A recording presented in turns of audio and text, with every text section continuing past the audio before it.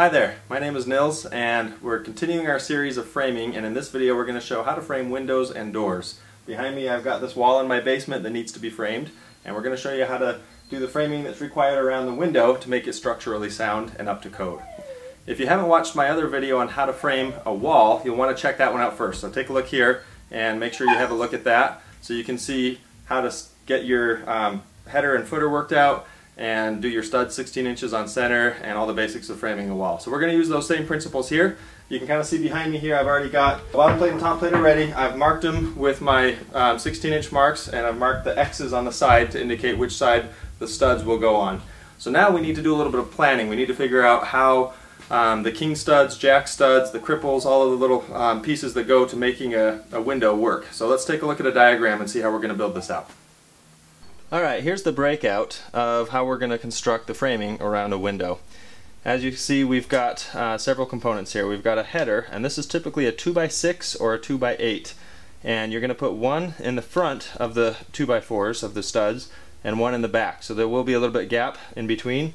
Our headers are supported by our jack studs. Now that's a stud that we're going to cut that only goes up to the height of the header, and it comes all the way down to the ground, down to your bottom plate. So you've got a jack stud on either side supporting your header, and then to help keep that all structurally sound from top to bottom, you've got king studs. King studs are just like the other studs we've already been working with, but they're specifically meant to go right around the header and the jack stud. So that's these guys on the outside.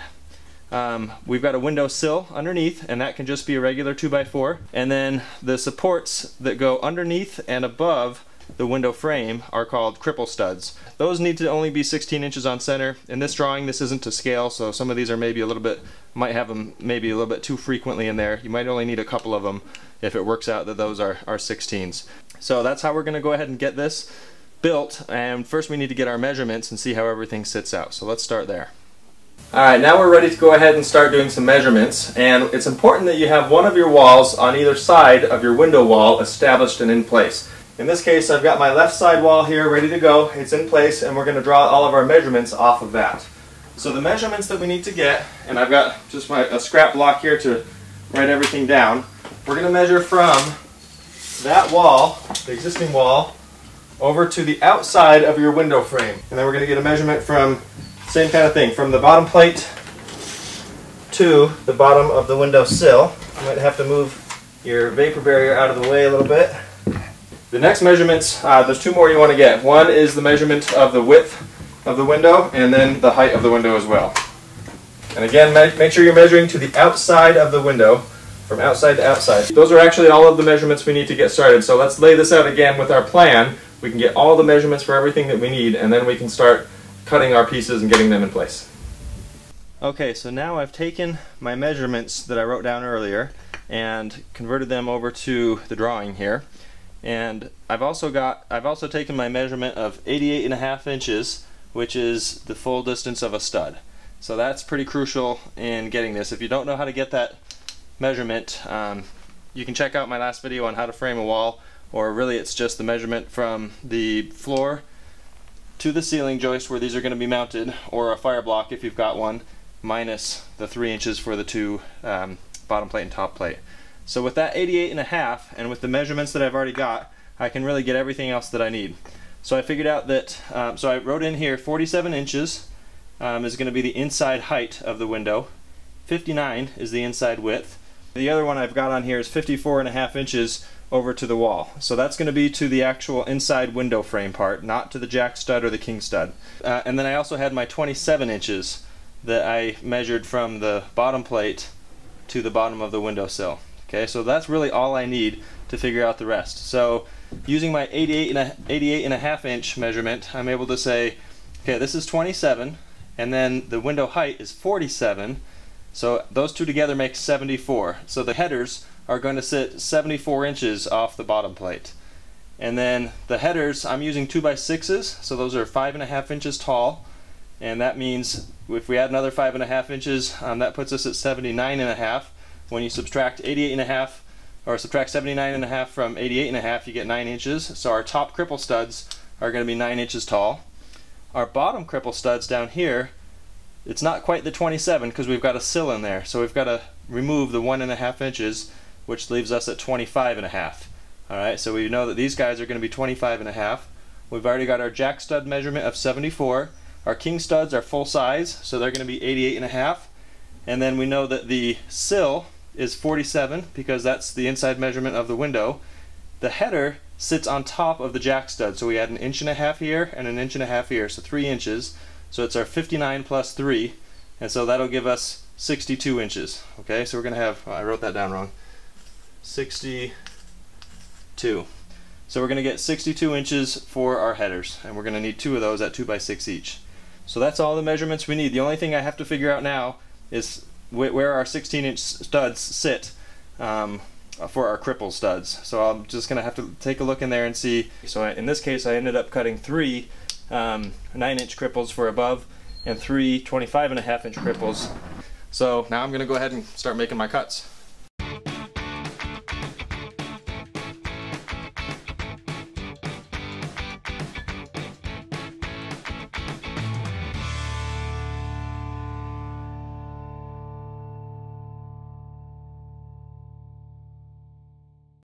So we laid everything out here, and this is a good proving ground. This is where we get to see if everything fits together as it should, and then we can double check our measurements before we tack everything together so that we don't end up having to take things apart and rebuild anything. Okay, I've got 2 quick tips for you while you're putting this all together.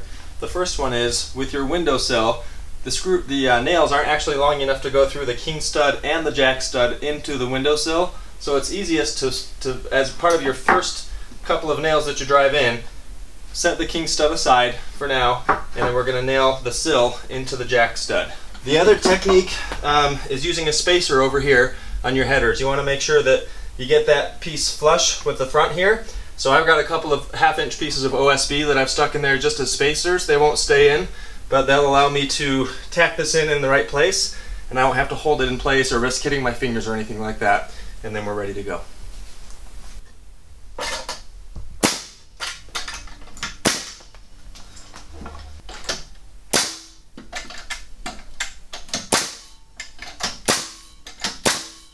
Okay, here we are. We've got our wall all put together. It's looking good, so we're ready to go ahead and put the wall up.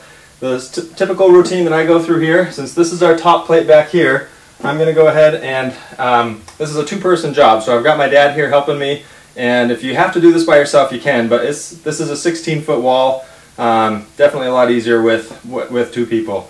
So we're each going to grab a side, we're going to lift it up and put it into place, and then we're going to check for square, make sure everything is level, and we're good to go. So let's go ahead and put this thing up.